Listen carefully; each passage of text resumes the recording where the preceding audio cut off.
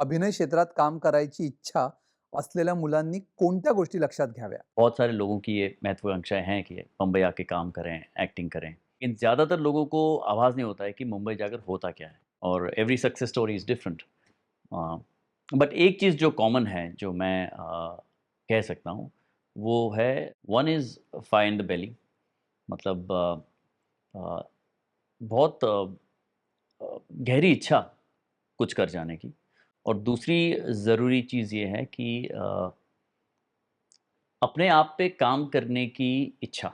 अभिनयाचे प्रशिक्षण कुठे घ्यावे? अगर आप कोई अच्छे थिएटर के साथ जुड़ सकते हो, भले आप अपने किसी शहर में हो, जो बम्बई ना हो, लेकिन अगर आप वहाँ का अच्छा थिएटर ग्रुप जॉइन करके शिद्दत से 1 साल, 2 साल, 3 साल अगर उसको देते हैं, तो आप अपने आप देखेंगे कि आपको कला की समझ आनी है। कला है सभी के लिए, जो उस पे काम करेगा, करते की विद्या है, तो करते-करते ही समझ में आएगा। कि अगर आप थिएटर करेंगे, तो आप अपने आप को पॉलिश भी करेंगे बतौर एक्टर और मुझे लगता है वहाँ से कास्टिंग के लिए भी आसान हो सकता है आपके लिए।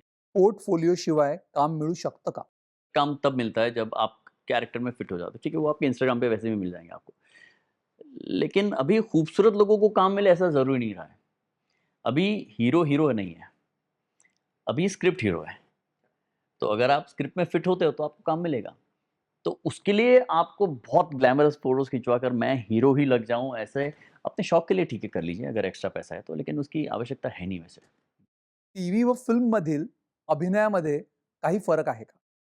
फ़िल्म में क्या होता है, एक फ़िल्म में आपका प्री प्रोडक्शन का टाइम होता है। तो आपको कैरेक्टर के साथ काम करने का बहुत समय मिलता है। डायरेक्टर को कैरेक्टर को लेके बहुत काम करना होता है। टीवी में वो सब होता है, लेकिन इस मात्रा में नहीं होता है। टीवी में क्या होता है, मैं 1 हफ़्ता, 2 हफ़्ता, 3 हफ़्ते में मैं कैरेक्टर पकड़ लेता हूँ। चौथे हफ़्ते में मेरे को समझ में आ जाता है कि ये मैं करूँगा, राइटर ने जो लिखा है वो ऐसा नहीं करेगा, मैं ऐसे करूँगा। तो इतने सारे सीन्स होते हैं, इतने सारे पल होते हैं उस किरदार को जीने के, आपको वो कैरेक्टर समझ में आ जाता है। So I think that is how you catch a character in a TV show. But of course in a film बहुत मेहनत लगती है और उसमें भी बड़ा मज़ा है। क्योंकि आप फिर आस-पास से लेते हो लोगों को, उनसे सीखे हो, किसी को कुछ करते हुए देख लिया, तो वो बोरो कर लेते हो वहाँ से। So I think to construct a character, उसका एक क्वेश्चनर बना दिया 100 पेज का, अलग-अलग मेथड्स हैं, लेकिन है अपने आप में वो भी एक सुंदर प्रोसेस। प्रत्येक माध्यमानुसार अभिनयामध्ये फरक असतो का? थिएटर एक माध्यम है आपके खेलने का और खिलने का। आप खुलकर जो कर सकते हो करके दिखाओ। वहाँ जो आप सीख गए ना, वो आप कभी भूलेंगे नहीं, वो आपके साथ रहेगा। टीवी माध्यम है क्राफ्ट का। टीवी में अगर मुझे करना है तो मुझे पता होना चाहिए कि मैं किस एंगल से अच्छा वो हो जाता है। जैसे आप अगर number of hours that you face the camera, इतने सारे घंटे आप कैमरा के सामने होते हो, तो वो क्राफ्ट आपको समझ में आ जाता है कि वो लाइट कट रही है, वहाँ से तुम हट जाओ, या ये मार्क लेना था, या यहाँ के 2 लाइन बोलनी, फिर वहाँ जाके 1 लाइन बोलूँगा, जो भी आप क्राफ्ट पूरा शूटिंग का समझ जाते हो और फिर आप उस पे थ्राइव करते हो। जो फ़िल्मों में भी होता है, फ़िल्मों में भी आप क्राफ्ट को एम्प्लॉय कर सकते हो। लेकिन फ़िल्मों में मुझे लगता है the art of acting comes into play more than TV I feel. जैसे टीवी में सीन दिन में 2 सीन ऐसे होंगे कि लगेगा कि इसमें ना जान डाल दूँ मैं। बट फ़िल्म में एक भी सीन ऐसा नहीं है जहाँ आप कह सको कि यार इसको मैं ऐसे ही कर लूँगा।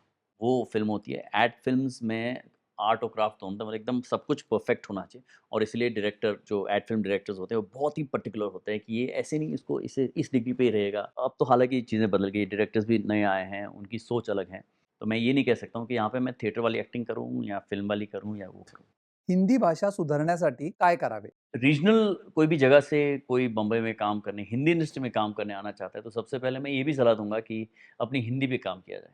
One had to work towards Hindi, उसके उच्चारण से लेकर उसके जो भाषा का अर्थ है जो शब्दों का, वो सब मिल-मिला के आई थिंक इसमें इन्वेस्टमेंट है टाइम का। या क्षेत्रात काम मिळवण्यासाठी काय करावे? मैं जब आया था तब मुझे कहा गया था कि हिंदी पढ़ो और उच्चारण ज़ोर से बोल के पढ़ो।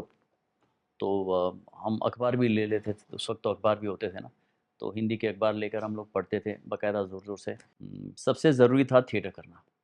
जब आप थिएटर में सबके सामने जिस मोनोलॉग पे आपने काम किया है, अगर सबके सामने बोलते हो, वो जो ट्रेनिंग होती है, अपने बहुत सारे एक्टर मित्र हैं, जो लोग थिएटर से ही हैं और आज भी वो लोग थिएटर की तरफ जाते हैं। The biggest thing is to keep working on yourself. Struggling ॲक्टर्सने पूर्णविराम कधी घ्यावा?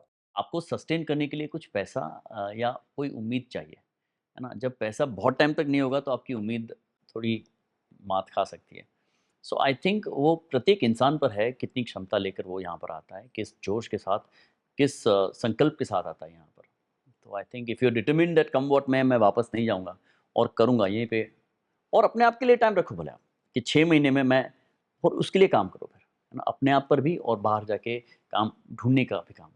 सो आई थिंक अगर ऐसे कंटिन्यू करोगे तो आपको साल, 2 साल, 3 साल में समझ में आ जाएगा कि आप कहाँ खड़े हैं और क्या पापा का बिज़नेस बेटर है करने के लिए या फिर यहीं पे आपको इन्वेस्ट करना है अपना टाइम।